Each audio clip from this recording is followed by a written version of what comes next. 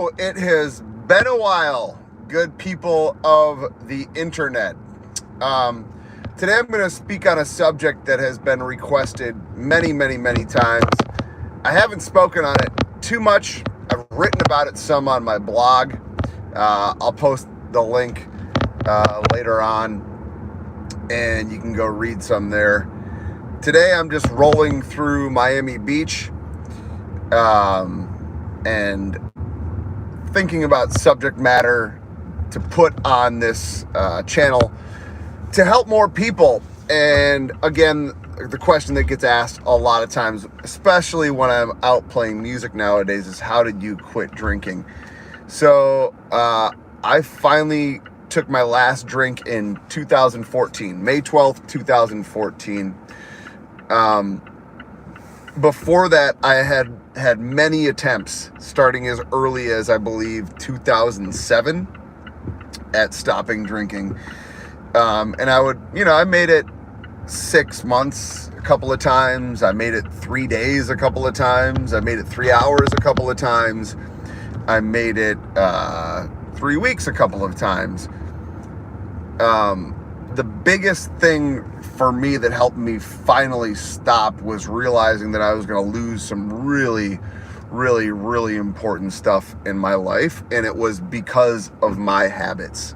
And I knew that I needed to make a total and final change at that point. But before that, it was more linked to, I want to feel better, I want to look better, I hate having hangovers, all that kind of surface level stuff, the vanity stuff. But I was also in the habit of making an ass of myself. And, short pause, there's a lady in a stroller. There is not a child in the stroller, there's a small dog in the stroller. Miami Beach life. Yeah. Anyways, I didn't want to feel hungover. I didn't want to feel beat up. I wanted to perform better. But it wasn't ever like, man, I need a fundamental change. And for me, I was always a binge drinker. It would come and go.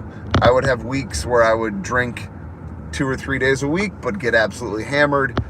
I would have weeks where I wouldn't drink at all.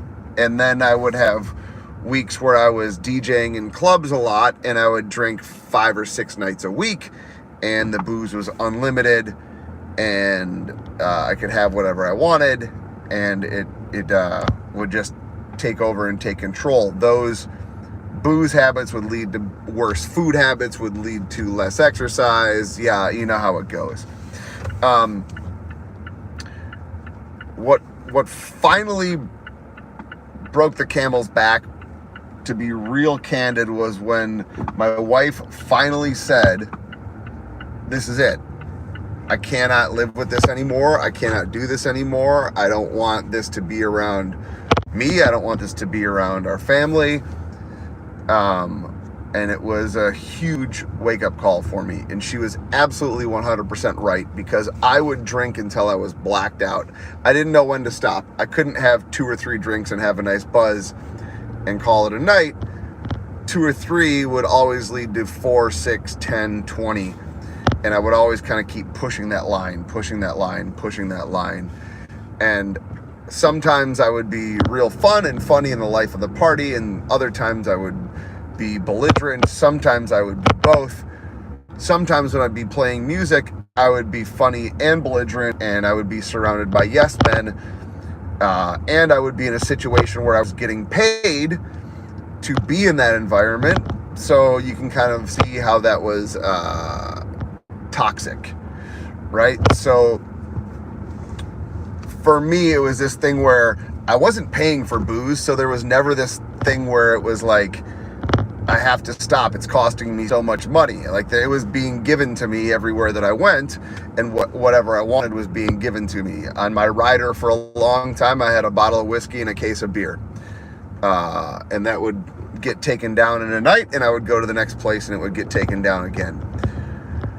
So eventually it got to the point where I had to look at myself in the mirror and realize that I had a real fucking problem, because what I was doing, I was running fitness competitions, I was running gyms, And I was really fit and I took care of myself a lot, but then I would get hammered on the weekends. And I even folded it into the culture of the gyms that I own, where we'd have weekend barbecues and everybody would drink and get,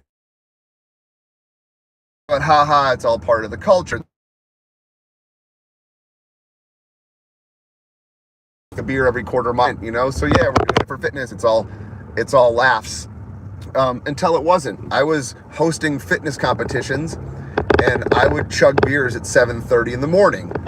I made it normal to have a beer on the exercise floor while I was hosting an exercise competition in the middle of the afternoon. No one ever called me on it. It was just, oh, that's Dan being Dan. It's part of it. I was emceeing and hosting and making sure the judges knew what they needed to do and everything was getting taken care of. Meanwhile, I'm 6 or 8 beers deep in the middle of a fit. So, like I said, I was drinking heavily, drinking to blackout. And eventually I looked myself in the mirror and realized I really had to make a change. I was going to lose a lot of important shit. And it was a change that I had tried many times before, but it was always so damn scary. How do I do this? I was still involved in the music business pretty heavily. I was still DJing in South Beach nightclubs. I was still going to Europe and still flying around to other places. And for me, it might not seem like it, but I am pretty introverted. I know how to turn the extrovert switch on, but a lot of times I would turn that on with booze. It was a real easy shortcut for me to turn on that extrovert switch and have social conversations in different cities with different people all of the time. Eventually I decided, hey, I need to fix this for good. I know that I've had a couple of 6 and 9 month runs. I know that I can push that boundary, but like I need to get to a year. And at that point, it seemed impossible to me. So I talked to a couple of friends who had been clean for many years, and they both said the same thing. Go to a meeting. If you want help finding a meeting, I'll help you find a meeting. I'll go with you. One thing they never said to me was, I will help you, beyond I'll get you to a meeting. And that was one of the best things they could have done for me, because I'm glad that they let me find my own path and let me take the bull by the horns and figure it out. And I believe that was one of the biggest helps they could have done. So eventually I went to a meeting, and I've written about this in the past, but Miami is a pretty small town, even though there's millions of people here. People tend to stay in the same pockets, and I remember being very afraid that I was going to walk into the meeting and I was going to see somebody that I knew, see a gym client, see somebody from the nightlife scene that I knew. More than I was really worried about the gym thing more than anything. And I walked in, and indeed there was a gym member there, and he just kind of looked at me and nodded, and it was so reassuring. I just nodded back and kind of gave him a half-handed sheepish wave. And I didn't speak at that meeting. I just sat and I listened. And the thing that kept coming up that really hit home for me was one day at a time. You know, there were all these people going up and re-getting their white chip because they were starting over, and the whole mentality was just one day at a time. There were some things at AA meetings that I really liked and it really gelled in my brain. There were some things that I necessarily didn't gel with.